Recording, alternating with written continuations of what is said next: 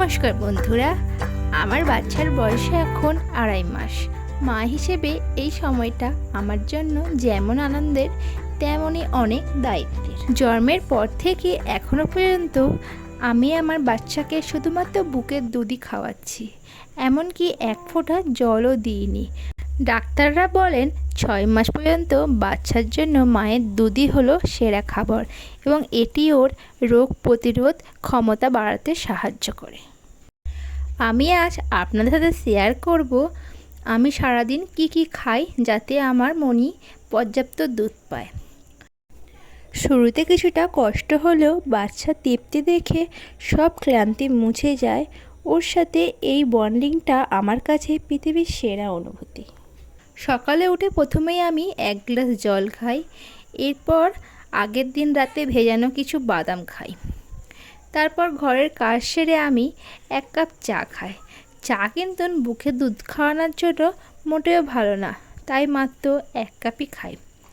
এরপর একটু বেলা হলে আমি এক দিন মুড়ি খাই অথবা কোনো দিন সকালে রুটিও করি। এরপর একটি ডিম সিদ্ধ খাই। যেহেতু আমার সি সেকশন হয়েছে তাই ডিম আর কিছু ফল আমাকে রোজই খেতে হয়। এরপর দুপুরে ভাত খাই। ভাতের সাথে সবসময় শাকসবজি বেশি রাখার চেষ্টা করি। সজনে ডাঁটা, পাকা পেঁপে, কুমড়ো বেশি খেলে বুকের দুধ বাড়ে। এছাড়াও সারাদিন আমি চেষ্টা করি 3 লিটার জল খেতে। আমি আমার বেবিকে যতবার ব্রেস্ট ফিড করাই ততবারই আগে 1 গ্লাস জল খাই, এতে আমার বাচ্চা পর্যাপ্ত দুধ পায়।